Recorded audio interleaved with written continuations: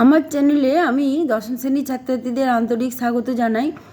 তাদের জন্য এই ভিডিওটা তাদের ইতিহাস বিষয়ের ওপরে এবং সম্প্রতি তাদের মাধ্যমিক পরীক্ষা শুরু হতে চলেছে।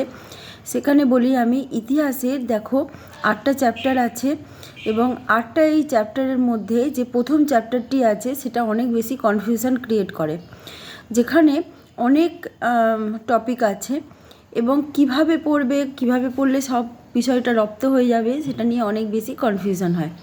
সেই বিষয়ে আমি কয়েকটি কথা বলবো যেখানে তাদের এই কনফিউশনটা দূর হয়ে যাবে। যেটা হচ্ছে, খুব মন দিয়ে শুনে নাও আর ভিডিওটা দেখার জন্য চ্যানেলটাকে সাবস্ক্রাইব করে রেখো। এই চ্যানেলটির নাম পম্পা স্টাডি সেন্টার। আমি পম্পা দাস 8, 9, 10 ইতিহাস ভূগোল বাংলা খুব যত্ন সহকারে পড়িয়ে থাকি, কনসেপ্ট ক্লিয়ার করে থাকি, নোটস দিয়ে থাকি।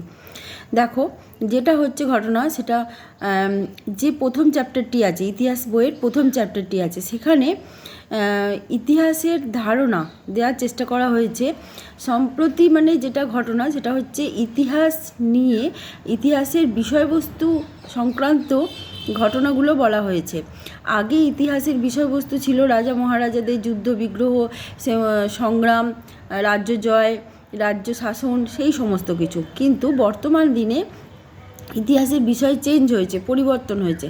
সেখানে বলা হয়েছে যে শুধু রাজা মহারাজাদের নয়, সমগ্র সমাজের যত মানুষ আছেন, যত তাদের জীবিকা আছে, তাদের শ্রেণী বর্ণ জাতি নির্বিশেষে, দেশ নির্বিশেষে যত রকমের মানুষ হন, তাদের জীবনযাত্রার ইতিহাস, তাদের খাদ্যাভ্যাসের ইতিহাস, তাদের পোশাক পরিচ্ছদের ইতিহাস, তাদের বিভিন্ন রকম যে সেক্টরগুলো আছে বিষয়, যেমন শিল্প চর্চার ইতিহাস, সমস্ত কিছু আলোচনা করার নামই হচ্ছে এই সমগ্র ইতিহাস বা টোটাল হিস্ট্রি চর্চা।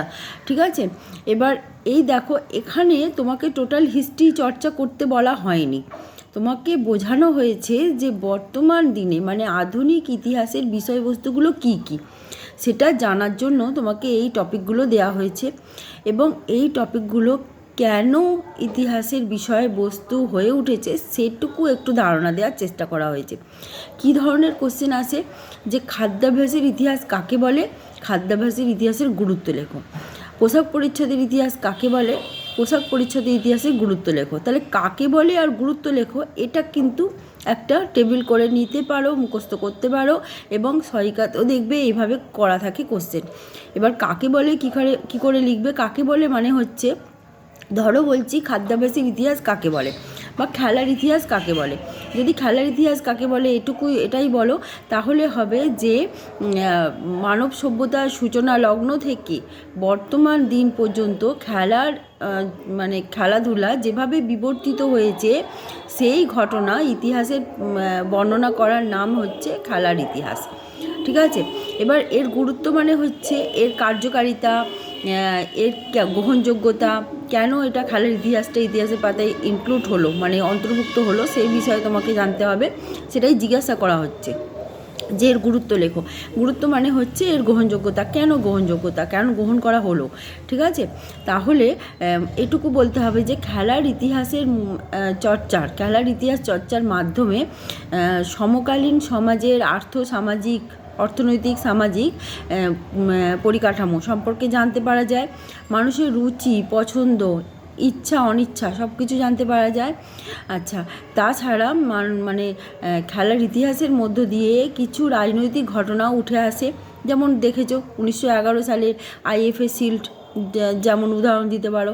আইএফএ শিল্ড জিতল মোহনবাগান ইস্ট ইন্ডিয়া কোম্পানির বিরুদ্ধে খেলে, ফুটবল খেলা হওয়ার পরে, এবং তার ফলে কি হলো, তাদের মধ্যে একটা যে হিন্দু মুসলিমের যে একটা ঐক্য, সেই ঐক্যটা প্রতিস্থাপিত হলো। ঠিক আছে, আর ইস্ট ইন্ডিয়া কোম্পানিও ভয় পেল এই ব্যাপারটাতে, এই ঘটনা। বা বর্ণ বৈষম্য দূর হয়েছিল, ঠিক আছে, দক্ষিণ আফ্রিকায় রাগবি বিশ্বকাপে। ঠিক আছে, এই রকম আর কি কিছু রাজনৈতিক ঘটনা উঠে আসে, সেগুলো আমরা জানতে পারি, কারণ খেলার ইতিহাসের সঙ্গে এগুলো ওতপ্রোতভাবে সম্পর্কিত।